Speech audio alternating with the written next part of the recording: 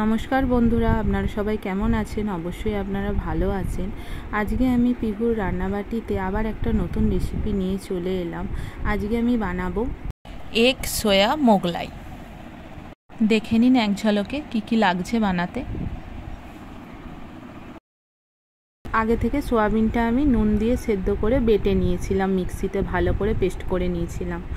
পরিমাণ মতো ম্যাগি মশলা নিয়েছি, নুন নিয়েছি পরিমাণ মতো, চিনি নিয়েছি, কাঁচা বাদাম নিয়েছি, এটা আমি ভেজে নেব পরে।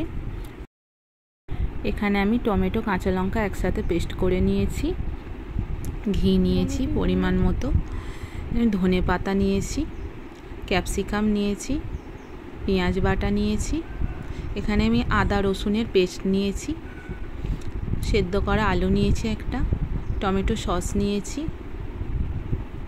এখানে আমি গরম মশলা গুঁড়ো নিয়েছি, কাশ্মীরি লঙ্কা গুঁড়ো নিয়েছি, জিরে গুঁড়ো নিয়েছি, ধনে গুঁড়ো, হলুদ গুঁড়ো, গোলমরিচ গুঁড়ো আর একটু ঝালের জন্য লঙ্কা গুঁড়ো নিয়েছি।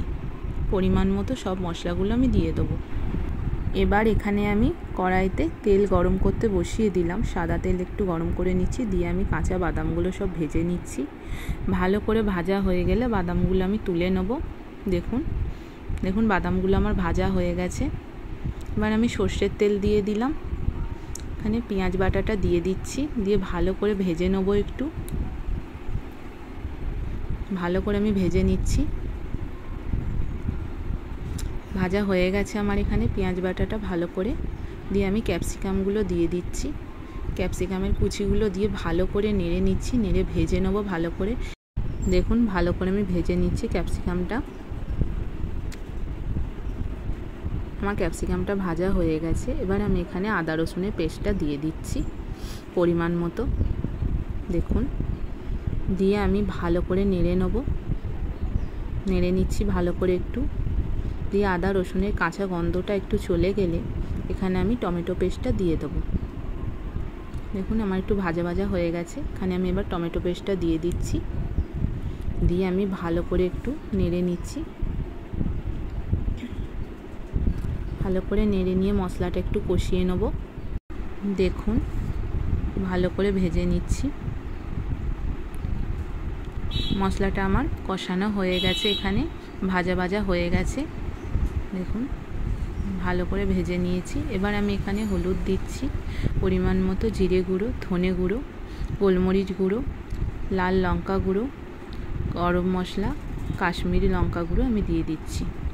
আপনারা যেরকম ঝাল খাবেন সেরকম দেবেন বন্ধুরা। দিয়ে আমি ভালো করে মশলাটা নেড়ে নিচ্ছি, দিয়ে একটু কষিয়ে নেব।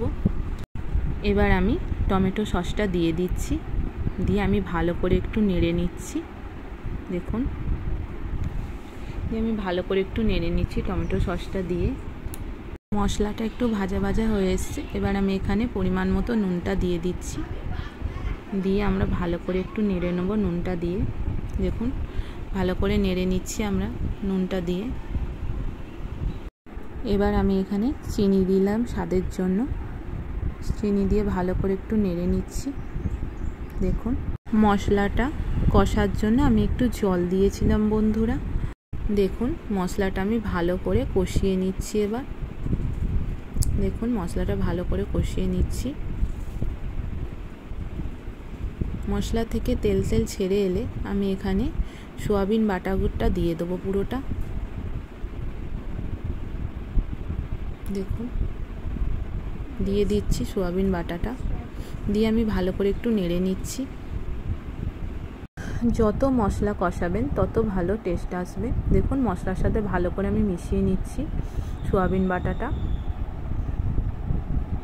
দেখুন ভালো করে মিশিয়ে নিচ্ছি, মেশানো হয়ে গেছে আমার ভালো করে। এবার আমি এখানে ম্যাগি মশলাটা দিয়ে দিলাম, দিয়ে ভালো করে নেড়ে নিচ্ছি। দেখুন ভালো করে নেড়ে নিচ্ছি ম্যাগি মশলাটা দিয়ে। এবার আমি এখানে সেদ্ধ আলু মাখাটা দিয়ে দিচ্ছি, দিয়ে ভালো করে আমি একটু নেড়ে নিচ্ছি। দেখুন মিশিয়ে নিচ্ছি ভালো করে। আমি একটু কষানো হয়ে গেছে, আমি এখানে এবার ভেজে রাখা বাদামটা দিয়ে দিচ্ছি, দিয়ে আমি এখানে ভালো করে একটু নেড়ে নেব। দেখুন নেড়ে নিচ্ছি ভালো করে আমি। আরেকটু আমরা কষিয়ে নেব। আমি এখানে এবার গরম মশলা গুঁড়োটা দিয়ে দিচ্ছি, দিয়ে এবার নেড়ে নিচ্ছি একটু। নেড়ে নিয়ে এখানে আমরা ধনেপাতাটা অ্যাড করব। দেখুন ধনেপাতাটা দিয়ে ভালো করে একটু নেড়ে নিচ্ছি। গ্যাসের ফ্লেমটা মিডিয়াম করে আমরা একটু ভালোভাবে কষিয়ে নিচ্ছি।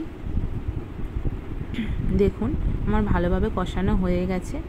এবার আমি এখানে ব্রেড ক্রাম্বটা অ্যাড করছি। ব্রেড ক্রাম্বটা দিলে মশলাটা খুব টাইট হয়, খুব সুন্দর, পুরটা খুব ভালো টাইট হয়। দেখুন ভালো করে মিশিয়ে নিচ্ছি, দিয়ে মিশিয়ে নিলাম ভালো করে, দিয়ে শুকনো শুকনো হয়ে এলে আমরা পুরটা এবার নামিয়ে নেব। সব শেষে এখানে আমি ঘিটা অ্যাড করছি। দেখুন ঘি দিলে খুব সুন্দর টেস্ট হয়। এবার আমি ভালো করে একটু মাখিয়ে নিয়ে শুকনো শুকনো করে নামিয়ে নেব। দেখুন রেডি হয়ে গেছে আমার মোগলাই পুরটা। এখানে ময়দাটা আমি রিফাইন্ড অয়েল, নুন, চিনি, গরম জল দিয়ে ভালো করে মেখে রেখে দিয়েছিলাম 10 মিনিটের জন্য। লেচিগুলো সব কেটে নিয়েছি। আর আমি একটা একটা করে রুটি বেলে নেব পরোটার। দেখুন বেলে নিচ্ছি একটা একটা করে। পাতলা করে বেলতে হবে বন্ধুরা। দেখুন একদম পাতলা করে বেলেছি। দেখুন কয়েকটা আমি এখানে বেলে নিয়েছি। এবার আমি তেলটা গরম করতে বসিয়ে দেবো বন্ধুরা। হাই ফ্লেমে তেলটা আমি গরম করতে বসিয়ে দিলাম। একটা স্টিলের বাটিতে আমি পুরটা নিয়ে নিলাম একটুখানি, দিয়ে আমি এখানে একটা ডিম ফাটিয়ে দেবো, দিয়ে ভালো করে মিক্স করে নেব। এখানে আমি আর আলাদা করে নুন দিলাম না বন্ধুরা, কারণ পুর করার সময় আমি ওখানে নুন দিয়ে দিয়েছিলাম। আপনারা যদি পারেন একটু স্বাদের জন্য এখানে নুন দিতেই পারেন। দেখুন আমার মিক্স হয়ে গেছে। পুরটা আমি এখানে দিয়ে দিচ্ছি, পুরো পুরটাই দিয়ে দেবো আমি এখানে।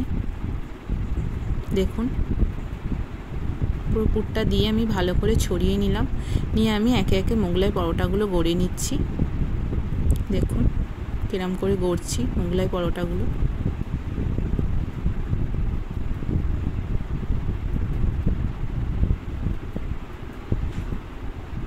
ভালো করে চেপে চেপে গড়ে নেবেন বন্ধুরা, না হলে তেলের মধ্যে গিয়ে ছেড়ে যেতে পারে। পারলে আপনারা জল হাত করেও এটা গড়তে পারেন একটু। দেখুন এবার আমার তেলটা এখানে গরম হয়ে গেছে। এবার আমি ভেজে নিচ্ছি এখানে।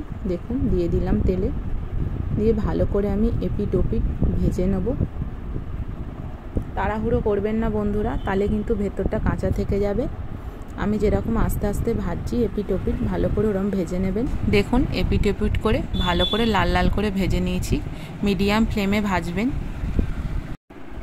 দেখুন আমার ভাজা হয়ে গেছে। এবার আমি তুলে নিচ্ছি, নিয়ে আমি এরকম আবার আর একটা দিয়ে দিলাম, দিয়ে আমি আবার এপিট ওপিট করে লাল লাল করে ভেজে নেব। ভালো করে সময় নিয়ে ভালো করে আমি ভেজে নিচ্ছি এপিট ওপিট করে। আমার লাল লাল করে ভাজা হয়ে গেছে। এবার আমি এটা তুলে নিচ্ছি। এরমভাবে সবগুলো ভেজে নেব। রেডি হয়ে গেছে আমার এখানে এগ সোয়া মোগলাই। যদি এই রেসিপিটি ভালো লাগে অবশ্যই কমেন্ট করবেন, আর আমার চ্যানেলটিকে একটি লাইক করবেন, শেয়ার করবেন, সাবস্ক্রাইব করবেন।